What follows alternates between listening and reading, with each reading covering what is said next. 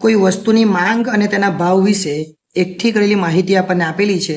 એના પરથી નિયત સંબંધ રેખા મેળવવાની છે. માંગની ભાવ પરની અહીંયા ભાવને એક્સ લખીએ અને માંગને વાય લખીએ.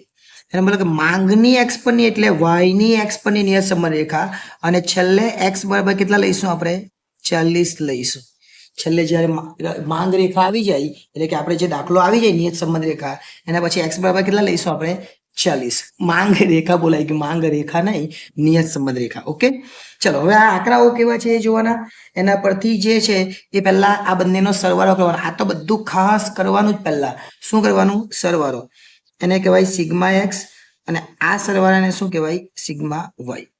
38 36 37 36 36 38 39 36 અને 38 આ બધાનો સરવાળો કરીએ તો 335 થાય.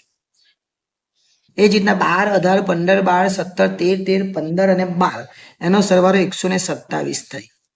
ચલો આ બે સરવાળા આવી ગયા. આવું એકાઉન્ટમાં આવે ખબર અંડરલાઈન 2. હું તો ખાલી એમ જ સારું લાગે એટલા માટે કરું. ચલો એક્સ બારમાં કેટલા કરવાના તો એક્સ બાર બરાબર સિગ્મા એક્સ ના છેદમાં એન અને વાય બાર બરાબર સિગ્મા વાય ના છેદમાં એન. સિગ્મા એક્સ બાર કેટલો છે તો 335. એન નથી ખબર. એ જ રીતના વાય બાર કેટલો છે 127. એન નથી ખબર તો એન જોઈ લે. 1 2 3 4 5 6 7 8 અને 9. એન બરાબર કેટલા છે 9. ભૂલમાં ફોર્મમાં 10 ને લઈ લેતા બરાબર 9. અહીંયા પર કેટલા 9 એટલે એક્સ બાર બરાબર 335 ભાગ્યા 9 કરવાના એટલે જવાબ આવે 37.22. ઓકે એ જ રીતના વાય બાર બરાબર 127 ભાગ્યા 9 કરવાના એટલે જવાબ આવે 14.11. હવે જ્યારે પોઈન્ટમાં આવે એટલે એને યુવી ની રીત કહેવાય. એટલે અહીંયા આપણે ધરવાનો એ. અહીંયા એ બરાબર નજીકમાં ધારી લેવાનો કેટલો ચલો 37. એ બરાબર 37 ધારીએ અને બી બરાબર કેટલા ધારીએ તો બી બરાબર 14 15 જે ધારવું ચાલો 14 ધારી લે. નજીકમાં ધારી લેવાનું એને યુવી ની રીત કહેવાય. એટલે અહીં લખવાનું યુ બરાબર એક્સ માઇનસ એ અને વી બરાબર વાય માઇનસ બી. છેદમાં સીએક્સ ને સીવાય આવે. શું આવે સીએક્સ ને સીવાય. પરંતુ આ દરેક સંખ્યાને ભાગી શકાય એવી હોય તો જો દરેક સંખ્યાને 2 વડે ભાગી શકાય પણ 37 ને ન ભાગાય 39 ને ન ભાગાય. આ દરેક સંખ્યાને 2 વડે ભાગી શકાય 13 15 અને 17 ને એ બધું નહીં ભાગી શકાય. એટલા માટે આપણે છેદમાં સીએક્સ ને સીવાય લીધું નથી. પણ ઉપર લખી દેવાના એ બરાબર કેટલા તો એ બરાબર લખી દેવાના 37. બી બરાબર કેટલા તો બી બરાબર લખી દેવાના 14 જે આપણે ધાર્યા એ.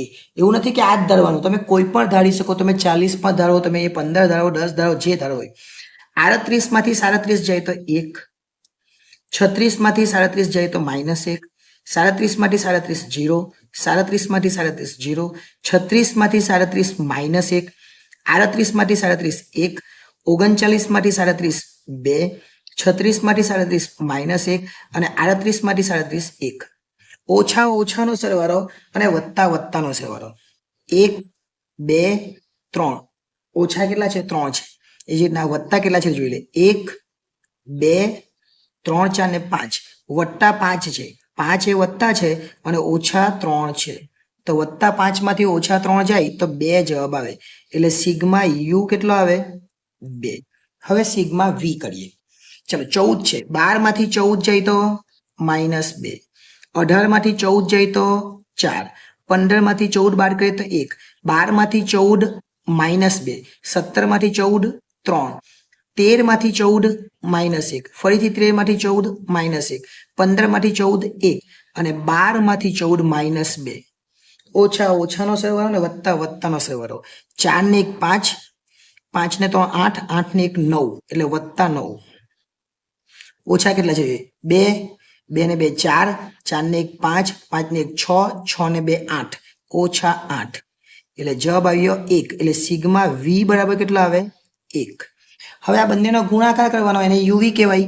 એટલે અહીં લખવાનું યુવી 1 ગુણ્યા 2 પરંતુ કોઈ પણ એક જ સંખ્યા હોય તો ઓછા જ રહે. 1 ગુણ્યા 4 એક જ સંખ્યા ઓછા છે એટલે ઓછા. 0 નો કોઈ પણ સંખ્યા સાથે ગુણાકાર 0 જ થાય. 1 ગુણ્યા 3 ઓછા 3. 1 એકુ 1 2 એકુ 2 1 એકુ 1 2 એકુ 2. આ તો શું કરતા છે આપણે બધું માઇનસ જ આવ્યું જો 2 ને 4 6. 6 ને તો 9. 9 ને 1 10. 10 ને 2 12. 12 ને 1 13. 13 ને 2 15. 15 પણ કેવા માઇનસ, એટલે સિગ્મા યુવી બરાબર -15. બધી જ વસ્તુ મળી ગઈ. હવે એક બાકી, એને કહેવાય યુ સ્ક્વેર. એક જ સંખ્યાનો વર્ગ કરવાનો, ખબર ને? એટલે આ કોષ્ટક લાંબુ રહે એના કરતા એક્સ વાય હોય ને ફટફટ ખાલી 2 જ કોલમ બને. ચાલો જોઈએ. 1 નો વર્ગ 1, 1 નો વર્ગ 1, 0 નો વર્ગ 0, 0 નો વર્ગ 0, 1 નો વર્ગ 1, 1 નો વર્ગ 1, 2 નો વર્ગ 4, 1 નો વર્ગ 1, 1 નો વર્ગ 1. ઓછા હોય કે વત્તા હોય, વર્ગ તો વત્તા જ થાય, યાદ રાખવાનું. 1 1 2, 2 ને 1 3, 4, 4 ને 4 8, 8 ને 2 10. એટલે સિગ્મા યુ સ્ક્વેર કેટલો આવે? 10. દરેકે દરેક રકમ મળી ગઈ. હવે બી નું કોષ્ટક બની ગયું, એના પરથી બી નું સૂત્ર મૂકીએ. એન સિગ્મા યુવી વાળું સૂત્ર જે એક્સ વાય કરતા હતા ને એ છે. Sigma UV minus sigma x લખતા એની જગ્યાએ યુ, સિગ્મા વાય લખતા એની જગ્યાએ વી, અને છેદમાં આપણે એક્સ નું આખું પદ લખતા એની જગ્યાએ યુ નું લખવાનું. Sigma U square minus sigma U આખાનો વર્ગ. દરેકે દરેક રકમ શોધિત કરેલી છે એટલે કઈ જ ચિંતા નથી. એન આપણને ખબર છે 9, યુવી એ લખેલો છે -15, યુ કેટલો? તો યુ 2 છે, અને વી કેટલો? તો 1 છે. કેટલું સરળ કહેવાય. તો દાખલા કેલ્ક્યુલેટર વગર થઈ જાય એવો છે. યુ સ્ક્વેર 10, સિગ્મા યુ કેટલા છે? 2, એનો વર્ગ. ચલો કેલ્ક્યુલેટર વગર થઈ છે ને. 15 નવા 135, પણ ઓછા, ફરીથી ઓછા છે. 2 એકુ 2, 10 ગુણ્યા 9 90 થાય, અને 2 નો વર્ગ 4 થાય. ઉપર બંને ઓછા છે, ઓછા ઓછા વત્તા થાય, પણ નિશાની મોટી સંખ્યાની એટલે ઓછા જ રહે. 135 ને 135 માં 2 ઉમેર તો 137, પણ નિશાની માઇનસ નહીં. 90 માંથી 4 જાય તો 86, એટલે જવાબ આવ્યો ખરો પણ માઇનસમાં. 137 ભાગ્યા 86 કરીએ તો 1.59 આપણો જવાબ આવ્યો, 1.59. આ એક જવાબ આવી ગયો. એ જ રીતના હવે એનો શોધી કાઢવાનો. એ તો આપણે કેટલા વખતથી શોધતા છે, એટલે એ તો આપણને આવડી જ જવું જોઈએ. વાય બાર કેટલો આવેલો પોઈન્ટમાં? હે યાદ રાખજો, 14.11. બી કેટલો આવેલો? -1.59 છે. અને એક્સ બાર કેટલો છે? તો એક્સ બાર 37.22 છે. ઓકે, ચલો 14.11 તો લખી જ દેવાના. ઓછા ઓછા વત્તા થશે, પહેલા આનો ગુણાકાર કરી દે બંનેનો, એ પણ ઓછા જ મળશે. આ ઓછાનો ગુણાકાર 1.59 ગુણ્યા 37.22, એનો સરવાળો કરવાનો છે, પણ પહેલા ઓછા જ કરીશું.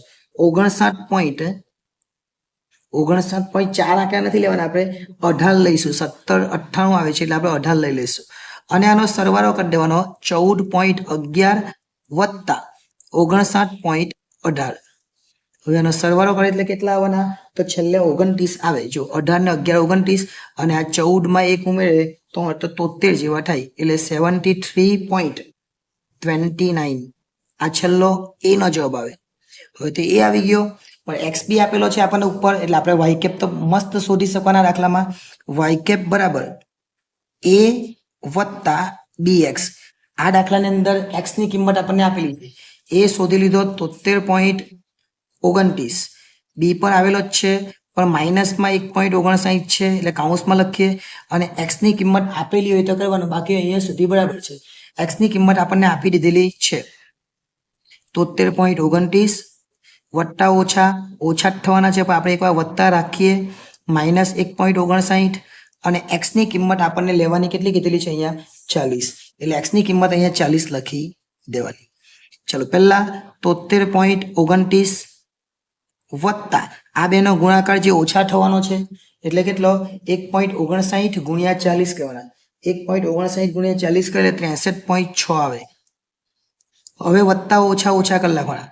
73.29 માઇનસ 63.6, એટલે છેલ્લો જવાબ જે આપણને જોઈતો હોય તે મળી જાય. 73.29 માઇનસ 63.6 આપણે કરીએ એટલે આપણો જવાબ આવી જાય કેટલો? 9.69. 9.69. આટલો જવાબ આપણો ફાઇનલ. પણ આપણને શું કીધેલું છે? તો આપણને એવું કીધેલું છે માંગ 100 એકમોમાં છે, તો અહીં લખવાનું 100 એકમો. અહીં એકમો લખી દેવાનું, તો થોડુંક વધારે સારું લાગે. શિક્ષકને પણ એવું લાગે કે તમને થોડું આવડતું છે ને, તમે જાણો છો. એટલે આ દાખલો એકદમ સરળ કહેવાય, અને આ પ્રમાણે તમે આ દાખલાની શરૂઆત કરી અને દાખલો અંત સુધી પહોંચાડી શકો.